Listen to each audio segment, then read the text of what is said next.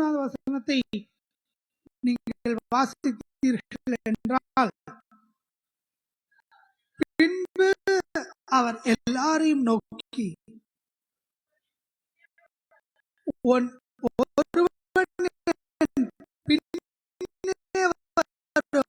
விரும்பினார் அவன் தன்னால் பெருத்து பின்பற்ற கடன் என்று இங்கே ஒரு கட்டளையை கடந்த முறை நீங்கள் கட்டளைகளை எழுதுங்கள் என்று சொன்னார். எத்தனை பேர் செய்து கொண்டிருக்கிறீர்கள் என்று தெரியல. அப்போ இயேசு சொன்ன ஒரு கட்டளை, இந்த வசனத்தை நீங்கள் கூர்ந்து பார்ப்பீர்கள் என்றால், இதன் முதல் பகுதியை நீங்கள் வாசித்தீர்கள் என்றால், பின்பு அவர் எல்லாரையும் நோக்கி என்று எழுதப்பட்டிருக்கிறதை வாசிக்கிறோம். ஏதோ சிலுவையை சுமப்பது என்பது ஊழியர்களுக்கு மட்டும்தான், அல்லது மிஷனரிகளுக்கு மட்டும்தான், அல்லது அப்போஸ்தலர்களுக்கு மட்டும்தான் என்று நாம் யோசித்துக் கொண்டிருந்தால், இங்கே ஆண்டவராகிய இயேசு கிறிஸ்து சொன்ன வார்த்தை எல்லாரையும் நோக்கி என்று எழுதப்பட்டிருக்கிறதை நாம் வாசிக்கலாம். அப்போ கிறிஸ்தவ வாழ்க்கை சிலுவையை பிரிக்கவே முடியாது.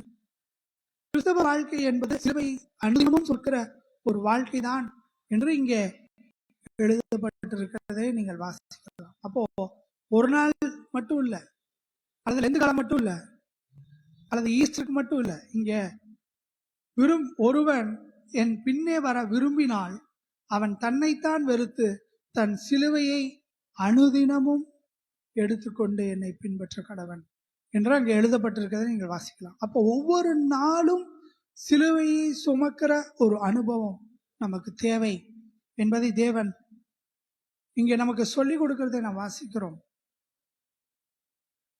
சிலுவையை நாம் செயின்ல போட்டுக்கிறோம், சிலுவை டாலரை நாம் போட்டுக்கிறோம். இப்பெல்லாம் பார்த்தீங்கன்னா சிலுவையை மோதிரமாக கூட போட்டிருக்கிறார்கள், அல்லது காதில் கூட போட்டிருக்கிறத நீங்க பார்க்கலாம். ஆனா கிறிஸ்தவம் என்பது வெறுமனே சிலுவை அடையாளத்தை அணிந்து கொள்வதல்ல.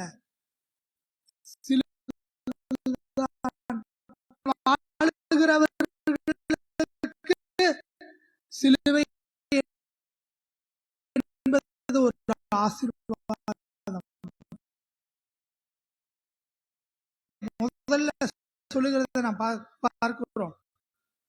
விரும்பினால் என் பின்னே வர விரும்பினால் அவன் தன்னைத்தான் வெறுத்து என்ற ஒரு வார்த்தை எழுதப்பட்டிருக்கிறதை நீங்க வாசிக்கலாம். தன்னைத்தான் சுயத்தை வெறுத்து சிலுவையை சுமக்கும் என்பதை ஆண்டவராகிய இயேசு கிறிஸ்து இங்க தெளிவுபடுத்துகிறதை நாம் வாசிக்கிறோம். சிலுவை சுமப்பது என்பது ஒரு எளிதான காரியமே அல்ல.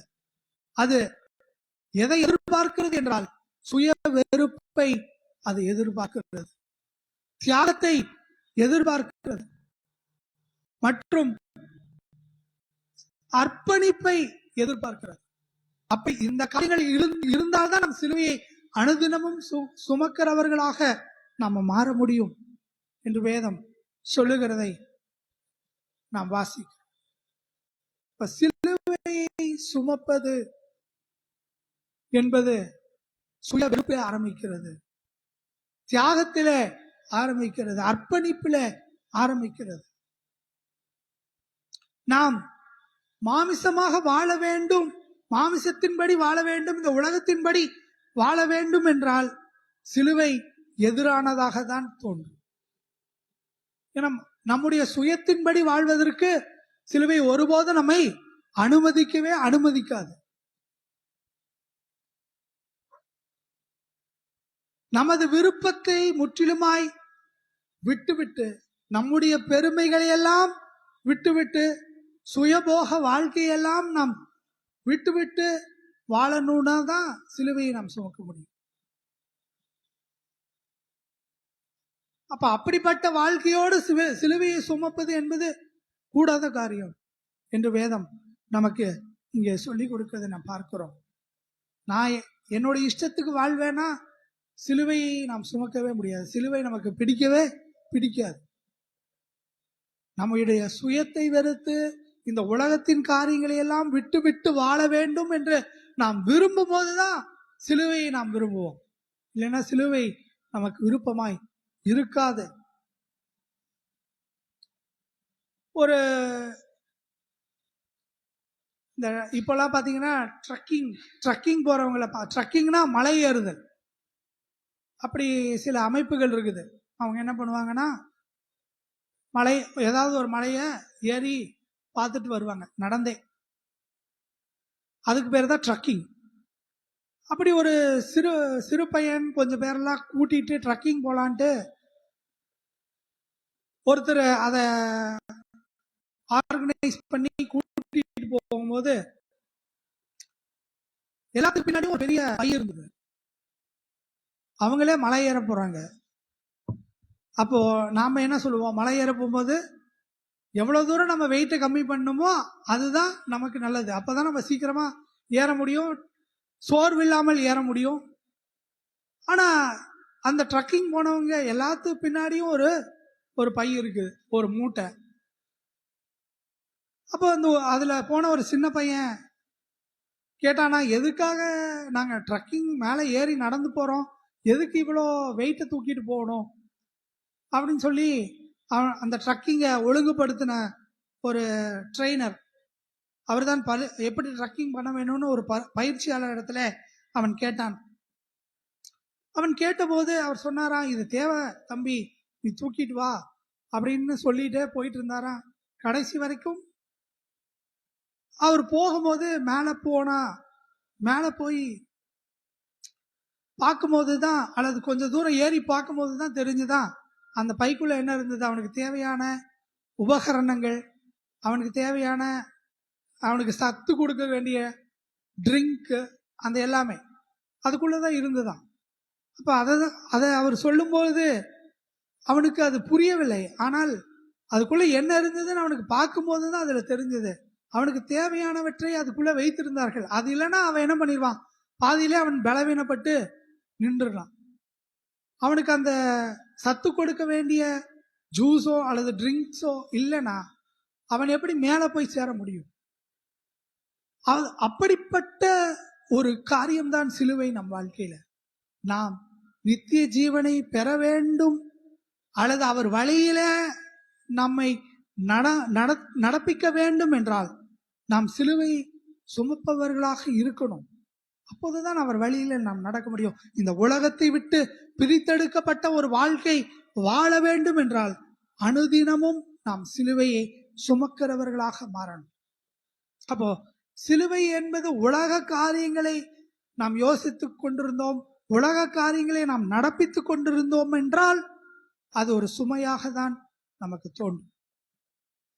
ஆனா உண்மையாகவே நீங்கள் யோசித்து பார்த்தீர்கள் என்றால் இந்த சிறு பையனை போல நமக்கு வாழ்வு கொடுப்பதே அந்த சிலுவை தான்.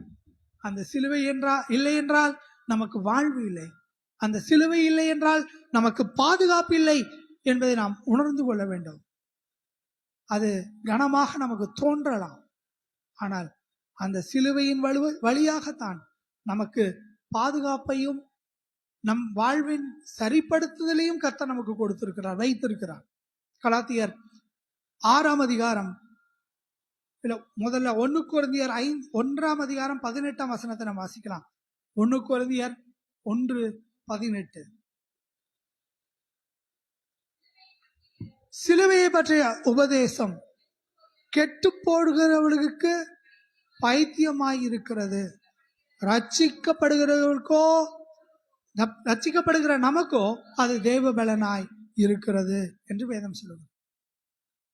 இந்த சுமையை நான் எவ்வளவு நாள் சுமக்கணும், எவ்வளவு நேரம் சுமக்கணும்னு அந்த சின்ன பையன் கேட்டது போல நம்ம கேட்கலாம்.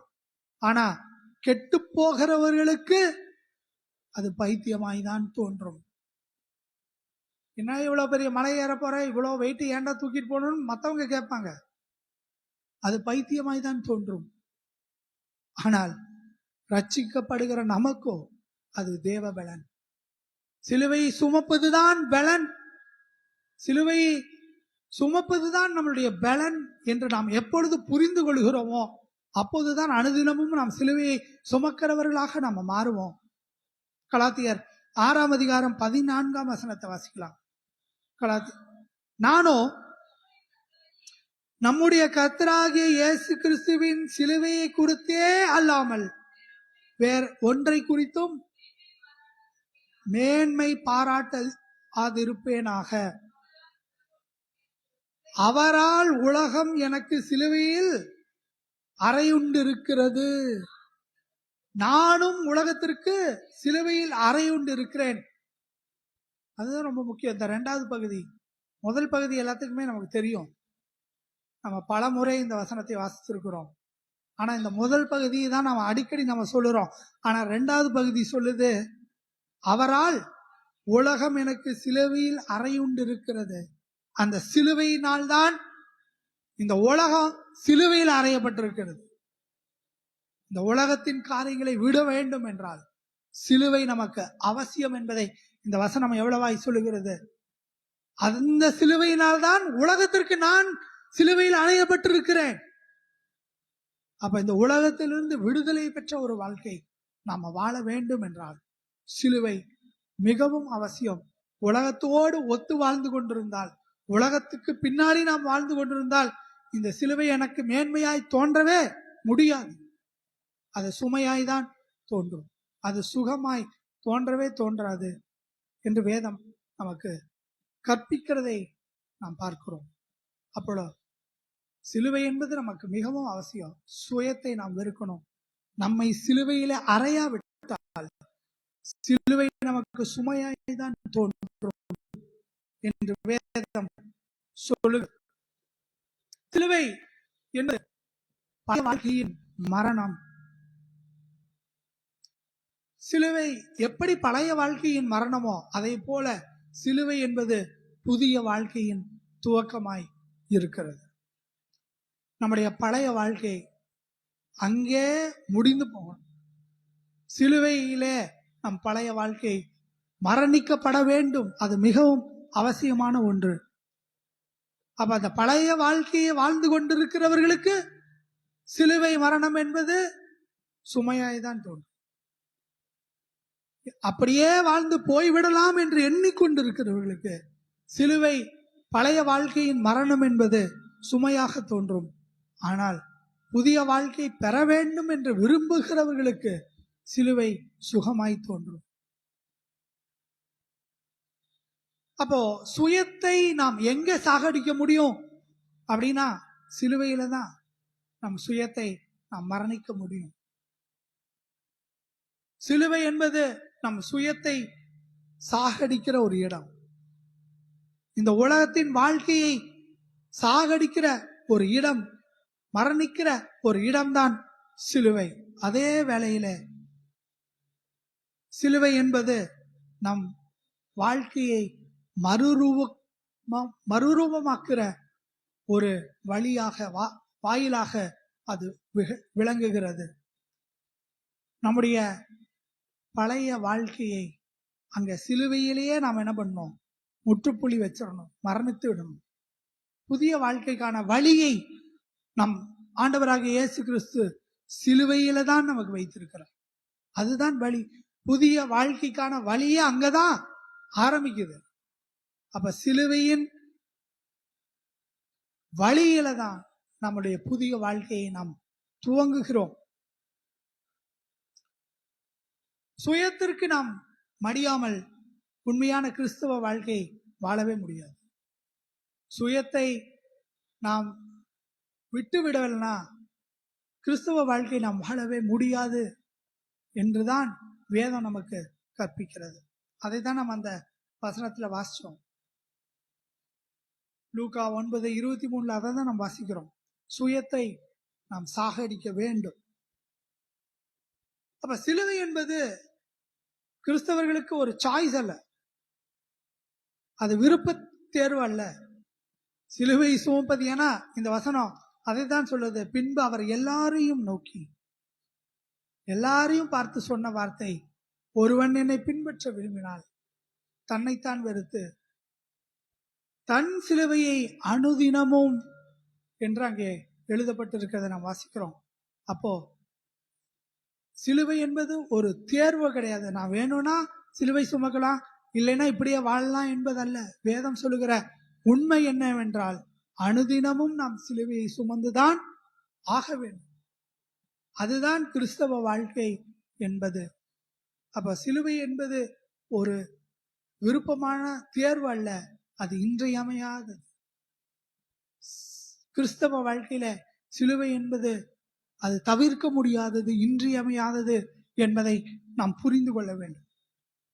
நாம பாவ வாழ்க்கைக்கு மடியும் பொழுது தான் கிறிஸ்துவின் ஜீவன் நமக்குள்ளாய் நம்மூடாய் பாய்கிறதா இருக்குது. அந்த ஜீவன் சிலுவையிலிருந்து தான் நமக்கு வருகிறது. கிறிஸ்துவின் ஜீவன் நமக்குள்ளாய் பாய வேண்டும் என்றால், நமக்குள்ளாக நம்மூடாய் அந்த கிறிஸ்துவின் ஜீவன் பாய வேண்டும் என்றால், சிலுவையிலே நம் சுயத்தை சாகடிக்க வேண்டும். பழைய வாழ்க்கையை நாம் சிலுவையிலே மரணிக்க வேண்டும்.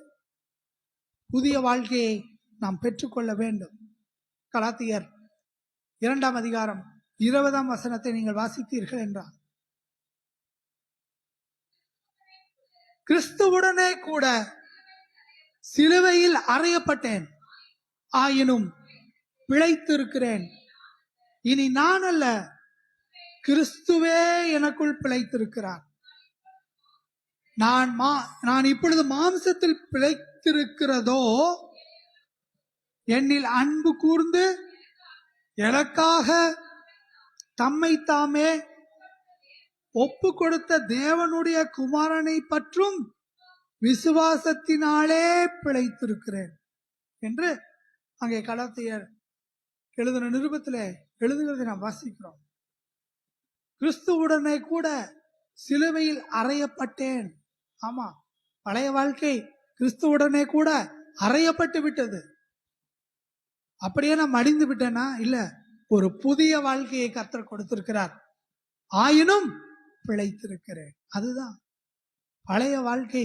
சிலுவையில அறையப்படாவிட்டால் புதிய வாழ்க்கையை நாம் பெற்றுக்கொள்ளவே முடியாது. சிலுவைதான் புதிய வாழ்க்கைக்கான வாயில், சிலுவைதான் புதிய வாழ்க்கைக்கான ஒரு வழி.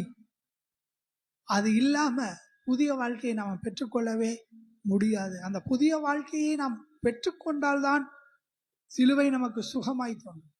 பழைய வாழ்க்கையே வாழ்ந்து கொண்டிருந்தா, மாம்சமான வாழ்க்கையே நாம பற்றி பிடித்து கொண்டிருந்தால், சிலுவை என்பது நமக்கு சுமையாய்தான் தோன்றும். அப்போ இனி நான் அவரே என்னை பெற்றிருக்கிற ஒரு வாழ்க்கை. அப்போ இப்பொழுது மாம்சத்தில் பிழைத்திருக்கிறதோ, என்னில் அன்பு கூர்ந்து எனக்காக தம்மை தாமே ஒப்பு கொடுத்த தேவனுடைய குமாரனை பற்றும் விசுவாசத்தினாலே பிழைத்திருக்கிறேன். அந்த விசுவாசத்தினாலே பிழைத்திருக்கிற ஒரு வாழ்க்கையை சிலுவை அண்டையில தான் நாம் பெற்றுக்கொண்டு வாழ முடியும்.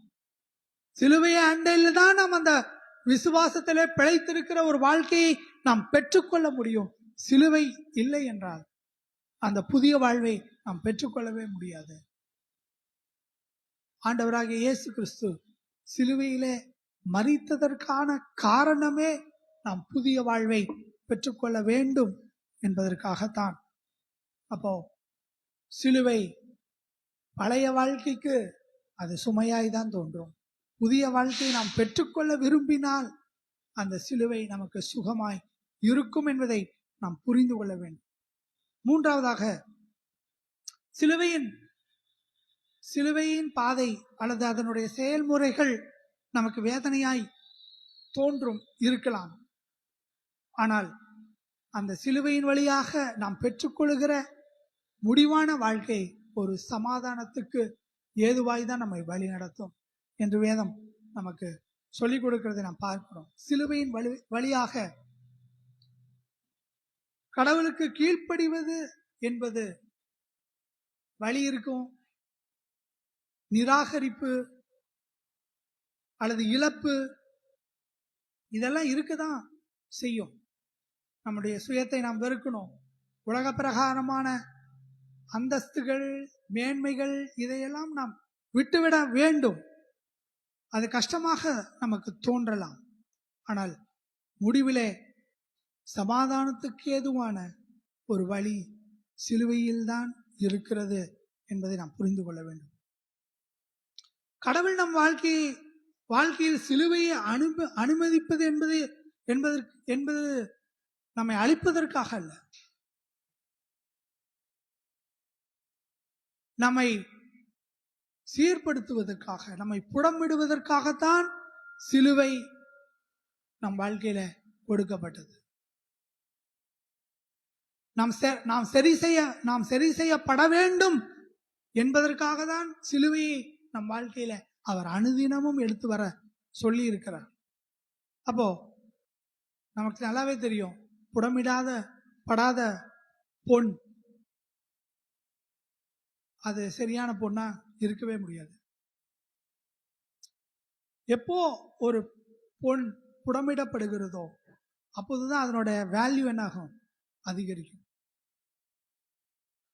அந்த புடமிடுவது என்பது என்னவென்று நீங்கள் பார்த்தீர்கள் என்றால், அந்த தங்கத்தில் இருக்கிற எல்லா அழுக்கையும் அது எல்லாத்தையும் நீக்கி சுத்த பொன்னாக விளங்கும்படியாக அந்த ப்ராசஸ், அந்த செயல்முறைதான் புடமிடப்படுவது என்ற செயல்முறை. அப்படித்தான் தேவன் சிலுவையை நாம் சுமப்பது என்பது நம் வாழ்க்கையில புடமிடப்படுகிற ஒரு செயலுக்கு நிகரானது. அப்படி அவர் செய்தால்தான் நாம் சுத்த பொன்னாக விளங்க முடியும். அவர் எதிர்பார்க்கிற ஒரு வாழ்க்கையை நாம வாழ முடியும். அப்ப அந்த சிலுவை சுமப்பது என்பது நம்மை புடமிடுகிற ஒரு செயலுக்கு சமானமான ஒரு செயல் என்பதை நாம் புரிந்து கொள்ள வேண்டும். தானியேல் தீர்க்கதரிசி எழுதின 12ஆம் அதிகாரம் 10ஆம் வசனம். தானியேல் தீர்க்கதரிசன புஸ்தகம் 12ஆம் அதிகாரம் 10ஆம் வசனத்தை நீங்கள் வாசித்தீர்கள் என்றால்,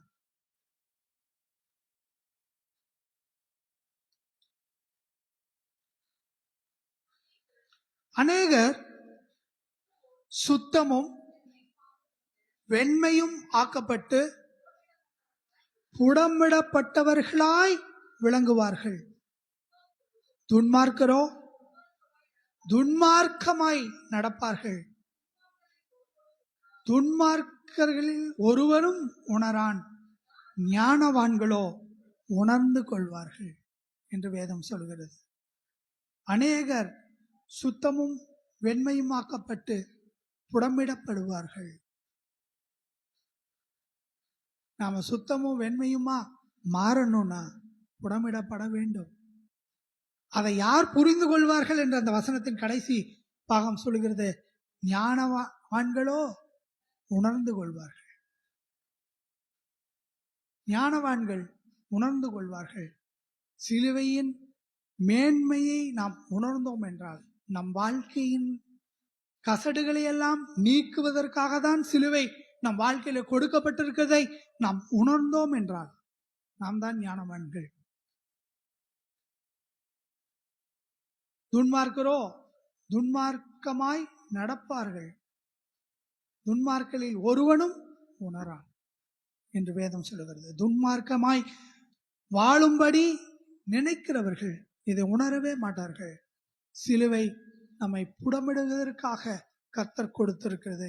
புடமிடுவது என்பது ஒரு கசப்பான அனுபவமாய் நமக்கு தோன்றினாலும், நாம் பொன்னாக மின்ன வேண்டும் என்றால், நாம் சுத்தமாக வேண்டும் என்றால், வெண்மையாக்கப்பட வேண்டும் என்றால், சிலுவை நம் வாழ்க்கையில மிகவும் அவசியம் என்பதை நாம் புரிந்து கொள்ள வேண்டும். இன்னொரு வசனத்தை வாசிக்கலாம். சகரியா பின் தீர்க்கதரிசன புஸ்தகம் 13ஆம் அதிகாரம் 9ஆம் வசனத்தை வாசிக்கலாம். சகரியா 13:9.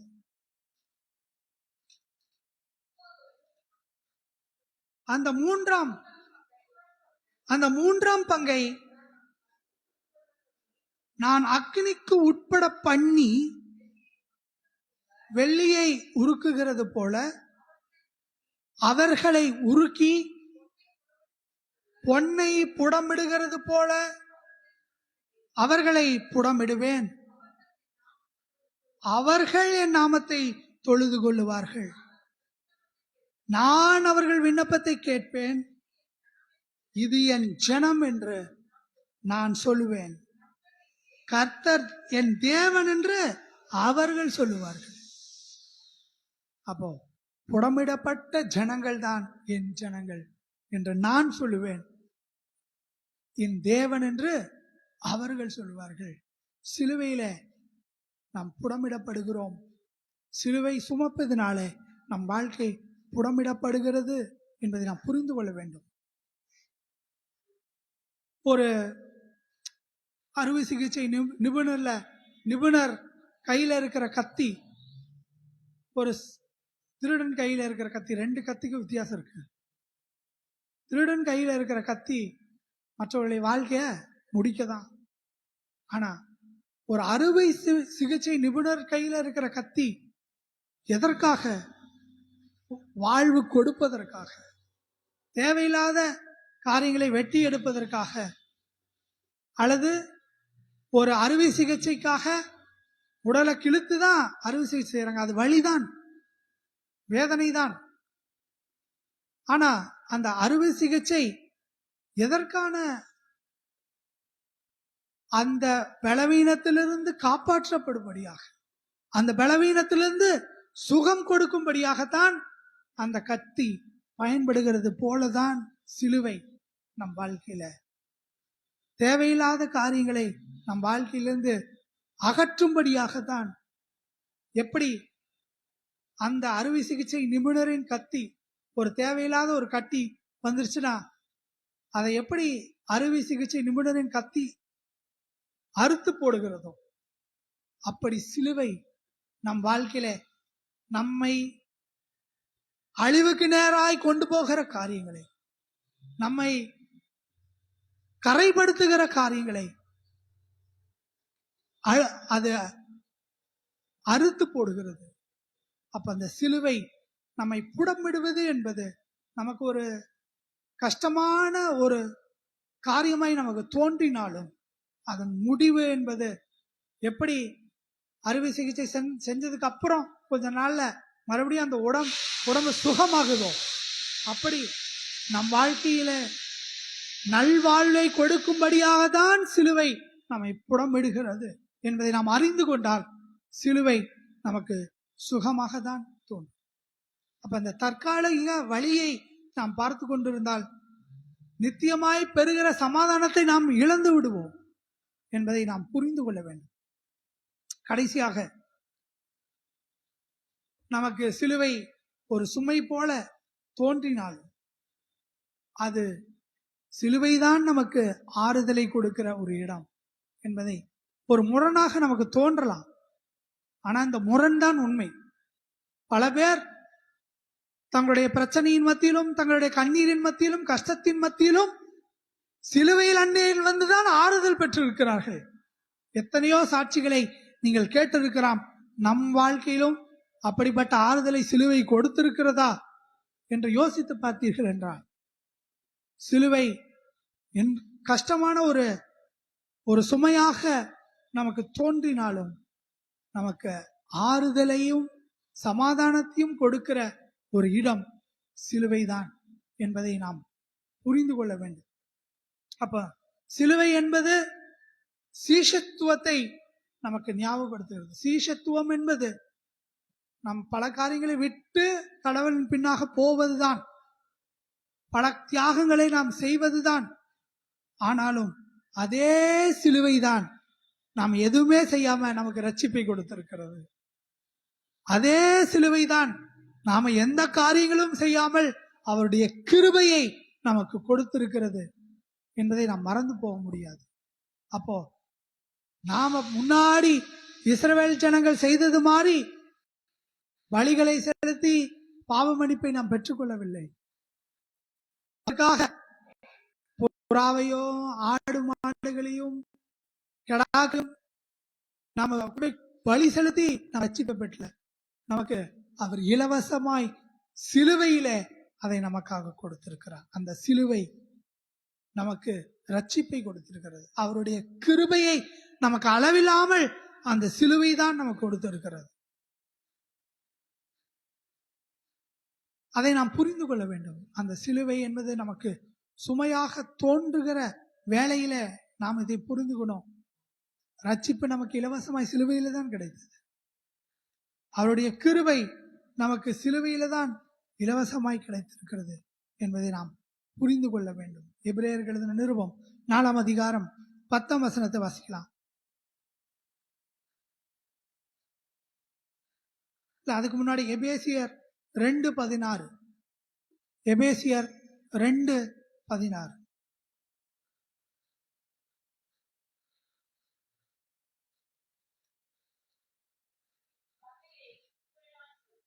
பகையை சிலுவையினால் கொன்று அதனாலே இருதரத்தாரையும் ஒரே சரீரமாக தேவனுக்கு ஒப்புரவாக்கினார். அப்போ அந்த பகையை கொன்று அந்த கிருபை எப்படி வந்தது? நமக்கும் தேவனுக்கும் இருந்த பகையை அவர் சிலுவையினாலே கொன்றதுனாலதான். எவ்வளவு பெரிய கிருபையை நாம் பெற்றிருக்கிறோம். நாம் எதுவுமே செய்யல.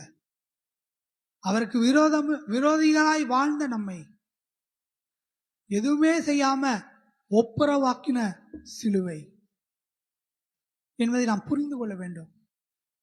இப்போ எபிரேயர் 4:10 வாசிக்கலாம். எபிரேயருக்கு நிருபம் 4ஆம் அதிகாரம் 10ஆம் வசனம். ஏனெனில் அவருடைய இளைப்பாறுதலில் பிரவேசித்தவன் தேவன் தம்முடைய கிரிகளை முடித்து ஓய்ந்தது போல தானும் தன் கிரிகளை முடித்து ஓய்ந்திருப்பான். அப்ப சிலுவை தான் நமக்கு இளைப்பாறுதலை கொடுக்கிற ஒரு இடம். அதன் வழியாக தான் அந்த இளைப்பாறுதலை நாம் பெற்றுக்கொள்ள முடியும். கஷ்டமாக நமக்கு தோன்றலாம். ஆனா அதை தான் நம்ம முதல்ல வாசிச்சோம். இந்த உலகத்தின் காரியங்களை விட்டு விடாதபடி வாழ்கிறவர்களுக்கு அது சுமையாக தான் தோன்றும். இந்த உலகத்திலிருந்து விடுதலையை பெற்று வாழ வேண்டும் என்று நினைக்கிறவர்களுக்கு சிலுவை சுகமாக தான் இருக்கும் என்பதை நாம் மறந்து போகக்கூடாது. அப்ப மாமிச வாழ்விற்கு சிலுவை ஒரு சுமைதான். ஆவிக்குரிய வாழ்வுக்கோ அது ஜீவன் வாழ்வு. அனுபவத்திலே நமக்கு வேதனை மிக்கதாக தோன்றும். ஆனால் அது முடிவிலே நமக்கு ஆறுதலை கொடுக்கிறதாய், சமாதானத்தை கொடுக்கிறதாய், இளைப்பாறுதலை கொடுக்கிறதாய் சிலுவை இருக்கிறது என்பதை நாம் புரிந்து கொள்ள வேண்டும். அப்போ நம்முடைய பிள்ளைகள் எக்ஸாம் எழுதிட்டு இருக்கிறாங்க. இப்போ ஆனுவல் எக்ஸாம் வந்துருச்சு. அல்லது ஐஏஎஸ் எக்ஸாமுக்கு படிக்கிறவங்க, காம்படிட்டிவ் எக்ஸாமுக்கு படிக்கிறவங்களை எல்லாம் நீங்க கேட்டீங்கன்னா படிக்கிறது மிகவும் கஷ்டம்தான். அவங்க சொல்லுவாங்க காலையில் 5 மணிக்கு எந்திரிச்சு படிக்கணும், நைட்டு வரைக்கும் படிக்கணும், கொஞ்ச நேரம் தான் தூங்கணும், மறுபடியும் படிக்கணும். அப்படி படித்தாதான் என்ன பண்ண முடியும்? ஐஏஎஸ் பாஸ் பண்ண முடியும். ஐஏஎஸ், ஐஎஃப்எஸ் இந்த மாதிரி பதவிகளுக்கு நாம் போகணும்னா பல காரியங்களை நாம் தியாகம் செய்து, தூக்கத்தை தியாகம் செய்யணும், விளையாட்டை தியாகம் செய்யணும், மொபைல் பார்க்கறத தியாகம் செய்யணும், டிவி பார்க்கறத தியாகம் செய்யணும், ஃப்ரெண்ட்ஸோட சுத்துறது, ஷாப்பிங் போறது எல்லாத்தையும் தியாகம் செஞ்சு படிச்சாதான் என்ன பண்ண முடியும்? அந்த நிலைக்கு நாம் எட்ட முடியும். அப்படித்தான் கிறிஸ்தவ வாழ்க்கையும். பல காரியங்களை நாம் தியாகம் செய்வது நமக்கு கஷ்டமாக தோன்றலாம். எப்போதுனா அந்த காரியத்தின் மேலே நம்முடைய கவனம் இருந்தது, அந்த காரியத்தை உலகத்தின் காரியங்களையே நாம் பிடித்து கொண்டிருந்தோம் என்றால், இல்லை நம்மையே நாம் பிடித்து கொண்டு இருந்தோம்னா சிலுவை சுமப்பது மிகவும் கடினமாகத்தான் இருக்கும். ஆனா நாம் தேவனை நாம் பிடித்து கொண்டோம் என்றால் சிலுவை சுமப்பது என்பது மிகவும் எளிதாக மாறிவிடும். நாம உலகத்தை பிடித்து கொண்டிருக்கிறோமா, நம்மையே பிடித்து கொண்டிருக்கிறோமா, அல்லது நாம் தேவனை பிடித்து கொண்டிருக்கிறோமா என்பதை நாம் புரிந்து கொள்ள வேண்டும். மிகவும் உலகத்திலே மிகவும் வலி மிகுந்தது என்பது பிரசவ வழிதான். அதை விட வலியானது எதுவுமே கிடையாது. அதுக்கு அடுத்தபடியான வழி நம் ஆண்டவராக இயேசு கிறிஸ்து சிலுவையில அடிபட்டதாக தான் இருந்தது. உலகத்திலே பிரசவ வலி என்பதுதான் மிகவும் வேதனையானது. ஆனாலும் அந்த பிரசவ வலியை அந்த தாய் எதற்காக ஏற்றுக்கொள்கிறார்கள்? இந்த பூமியில எனக்கு ஒரு சந்ததியை தேவன் கொடுத்துக்கிறார் என்பதற்காக தான். அந்த வலியெல்லாம் எப்ப மாறி போகும்னு பார்த்தீங்கன்னா, குழந்தை பிறந்த உடனே அந்த வலியே போயிடும். குழந்தைய கையில வாங்கின நிமிடத்துல அத்தனை நாட்களும் அது வலின்றது எப்போ அந்த குழந்தை உருவாச்சா அப்பல இருந்து பிறக்கிற வரைக்கும் வழிதான். பல பேருக்கு பல உடல்நிலை மாற்றங்கள், கால் வீங்கி போறது, பல பிரச்சனைகள், வாந்தி, இப்படி பல பிரச்சனைகள் இருக்கும். இது எல்லாம் எதற்காக சகித்துக் கொள்கிறார்கள்? என்னுடைய குழந்தைக்காக, நான் பெற்றெடுக்க போகிற அந்த குழந்தைக்காக சகித்துக் கொள்கிறார்கள். அதை போலதான் நாம் இந்த சிலுவையின் வாழ்க்கையை மேன்மையை பெற்றுக்கொள்ளும்படியாக ஒரு நாளிலே அவரோடு நாம் வாழப்போகிறோம். இளைப்பாறுதலுக்குள்ளாய் பிரவேசிக்க நித்திய ஜீவனை பெற்றுக்கொள்ளும்படியாக இது பாடுகள் போலதான் தோன்றும். ஆனாலும் முடிவில் அது மிகப்பெரிய சந்தோஷத்தை நமக்கு கொடுக்கிற ஒரு வழி இந்த சிலுவை தான். ஆகவே சிலுவை எப்போதுமே, சிலுவையை ஏற்றவர்களுக்கு, நம் தேவனை பிடித்து கொண்டவர்களுக்கு சிலுவை எப்போதுமே சுகமாகத்தான் தோன்றும். அது ஒரு காலமும் சுமையாய் இருக்காது. ஆகவே இந்த வசனங்களை நாம் ஏற்று சிலுவையை அனுதினமும் ஏற்று நடக்கிறவர்களாய் அவருடைய சீஷராய் நாம் வாழும்படியாக கர்த்தர் நம்மை அழைத்திருக்கிறார். இந்த லென்த் காலங்களிலே சிலுவையை பற்றின தியானத்திலே இந்த காரியங்களையெல்லாம் கர்த்தர் நமக்கு கற்றுக் கொடுத்திருக்கிறார். சிலுவையை ஏற்று நடக்கிறவர்களாய் இந்த உலகத்தை விட்டு சிலுவைக்கு பின்னாக செல்லுகிறவர்களாய் நாம் மாறும்படியாக கர்த்தர் நமக்கு கிருபை செய்வாராக. கர்த்தர் தாமே இந்த திருவசனங்களை நமக்கு ஆசீர்வாதமாக்கி தருவாராக. ஆமென். தொடர்ந்து ஒரு சில அறிவிப்புகள். வருகிற புதன்கிழமை நமக்கு 8 மணிக்கு வேத ஆராய்ச்சி கூட்டம் ரூபி அம்மா வீட்டில் நடைபெறும். கடந்த வாரம் நடத்த முடியல, அம்மாவும் லேட்டு, பாப்பாவும் லேட்டாக வந்ததுனால அந்த விடுபட்டு போச்சு. ஆகவே இந்த வாரம் புதன்கிழமை 8 மணிக்கு நமக்கு வேத ஆராய்ச்சி கூட்டம் நடைபெறும். வருகிற வெள்ளிக்கிழமை ஜெப கூட்டம் மறுபடியும் உமாக்கா வீட்டிலிருந்து துவங்கலாம். ஆகவே 8 மணிக்கு அனைவரும் அதில் பங்கெடுக்கும்படியாக அன்பாய் கேட்டுக்கொள்கிறேன். இந்த கூட்டங்களிலெல்லாம் அன்பாய் கலந்து கொள்ளும்படியாக அன்பாய் கேட்டுக்கொள்கிறேன். திருச்சபையின் காரியங்களிலே நாம் பங்கு பெறுவது மிகவும் அவசியம். அதை போலவே நாம் நிலத்தை வாங்க வேண்டும் என்று பிரயாசப்பட்டு கொண்டிருக்கிறோம். அதற்கான அறிவிப்புகளை நாம் பரமுறை கேட்டிருக்கிறோம். அந்த அறிவிப்புகளை எல்லாம் மனதிலே கொண்டு அதற்காக ஜெபிக்கவும் கொடுக்கவும் அன்பாய் கேட்டுக்கொள்கிறேன். தொடர்ந்து புனித வெள்ளி அன்றைக்கு நமக்கு 11 மணி முதல் ஆண்டவராக இயேசு கிறிஸ்து சிலுவையிலே மொழிந்த 7 வார்த்தையின் பேரில் 7 விசாரணையின் பேரில் நமக்கு தியான கூட்டம் நடைபெறும். அன்பாய் அனைவரும் அதில் வந்து கலந்து கொண்டு ஆண்டவராகிய இயேசு கிறிஸ்து சிலுவையில் மொழிந்த வார்த்தைகளையும் அவருடைய விசாரணைக்காக அவர் என்னவெல்லாம் அவர் செயல்பட்டார் என்பதை குறித்தும் நாம் தியானிக்க இருக்கிறோம். அதை ஏற்று நடக்கும்படியாக நாம் அதில் கலந்து கொள்வோம். அதைத் தொடர்ந்து ஞாயிற்றுக்கிழமை உயிர்த்தெழுதலின் திருநாள் ஆராதனை நமக்கு வழக்கம் போல் 11 மணிக்கு துவங்கும். நம்முடைய போதகர், தலைமை போதகர் எபினேசர் பாளைய அவர்கள் வந்து நம்முடைய உயிர்த்தெழுதல் திருநாள் ஆராதனை நமக்கு நடத்தி கொடுப்பார்கள். ஆகவே ஜெபத்தோடு பங்கு பெறும்படியாக அன்பாய் அழைக்கிறோம். இன்னும் உண்டில் வாங்க வேண்டும். சில பேருக்கு ஐயா கொடுத்தார்கள். புதன்கிழமை நான் ஒரு சிலருக்கு கொடுத்தேன். இன்னும் உண்டில் இருக்கிறது, நான் வாங்கி வைத்திருக்கிறேன். இது சுயவெறுப்பு காணிக்கை அல்ல, இது நம் நலது வாங்குவதற்காக படைக்கப்படுகிற காணிக்கை. ஆகவே உற்சாகமாய் இந்த காணிக்கையை நாம் கொடுக்கும் பொழுது கர்த்தர் நம்முடைய எண்ணங்களை, விருப்பங்களை எல்லாம் அவர் நிறைவேற்றுவார். ஆலயம் முடிந்து செல்லும் பொழுது உண்டிலை வாங்கி செல்லும்படியாக அன்பாய் கேட்டுக்கொள்கிறேன். இதைத் தொடர்ந்து நாம் ஒரு பாடலை பாடும் பொழுது நம்மையும் நம் காணி